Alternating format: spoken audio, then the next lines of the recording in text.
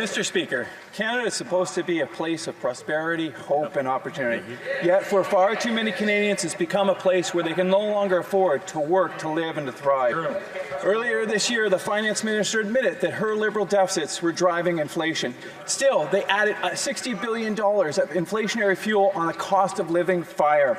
We know that deficits lead to inflation, inflation leads to interest hikes, and interest hikes lead to mortgage defaults. So my question, Mr. Speaker, how many Canadians will lose their homes before this Prime Minister learns his lesson? The Honourable Government House Leader.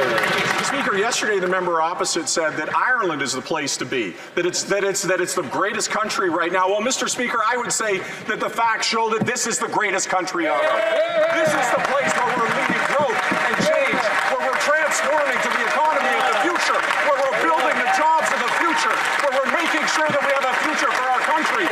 We love this country. Well, they idolize others. We stand for this country, Mr. Speaker.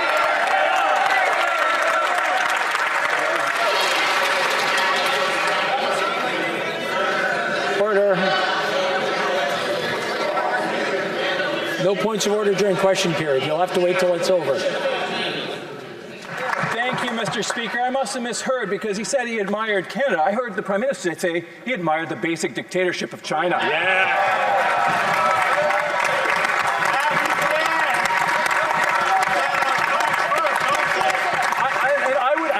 Member to come down to the food banks in Cobourg, I think it's about 2 hours from his riding, and see the children lining up outside the food bank. Shame on you. Shame on you. Life has never been better. That's all we hear. That's not the truth. Go to the food banks. See the double and triple use. See Canadians suffering. Mr. Speaker, we know that deficits lead to inflation, which leads to housing defaults, which says how much longer until this Prime Minister learns his lesson, stops his inflationary deficit spending, and puts an end to economic.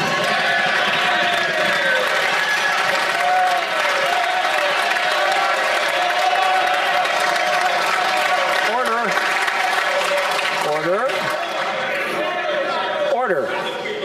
I just want to remind the honourable members to place their comments or their questions through the chair, not at the chair.